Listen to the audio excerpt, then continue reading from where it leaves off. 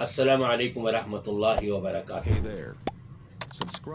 ہر انسان اس چیز کا خواہش مند ہوتا ہے کہ میرے کپڑوں پر کوئی دھبا لگ جائے تو وہ صاف کر لوں، میرے چہرے پر کوئی چیز لگی ہوئی اور آئینے کے سامنے کھڑا ہو کر کے اس کو صاف کر لوں،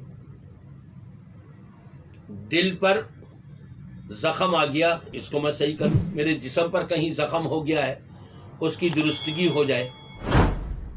تو برائیوں کی درستگی کی فکر ہمیں کیوں نہ ہو؟ برائی ہر انسان کرتا ہے، کل بنی آدم خطاء وخیر الخطائین التوابون۔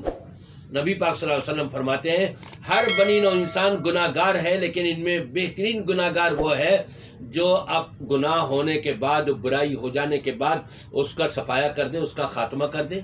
اور وہ کیسے ہے؟ وہ توبہ، اللہ تبارک و تعالیٰ کی بارگاہ میں توبہ کرے، اللہ معاف کر دیتا ہے۔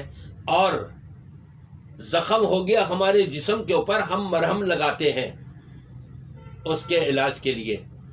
ہماری روح پر زخم ہو گئے برائیوں کے، گناہوں کے، ہمارے دل کے اوپر زخم ہوتے گئے، یعنی زنگ آلود ہوتا رہا ہمارا دل۔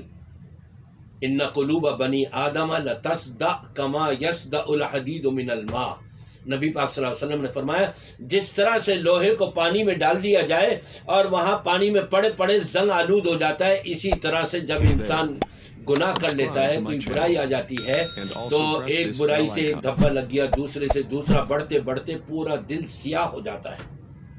اس کا علاج بتایا اللہ کے رسول صلی اللہ علیہ وسلم نے، قرآن پاک کی کثرت سے تلاوت ہو، سمجھ کر، فہم کے ساتھ، ادراک کے ساتھ، غور و فکر کرتے ہوئے، اور اپنی موت کو یاد رکھا جائے۔ یہ بہترین علاج ہے۔ ہم اپنے زخم کو صحیح کرنے کے لیے، صاف کرنے کے لیے پیسے بھی خرچ کر دیتے ہیں، یہاں پیسے خرچ کرنے کی ضرورت ہی نہیں، صرف وقت دینا ہے۔ اللہ تعالی ہم سب کو اس کے مطابق اپنے برائیوں کی صفائی اور برائیوں کا خاتمہ کرنے کی توفیق عطا فرمائے۔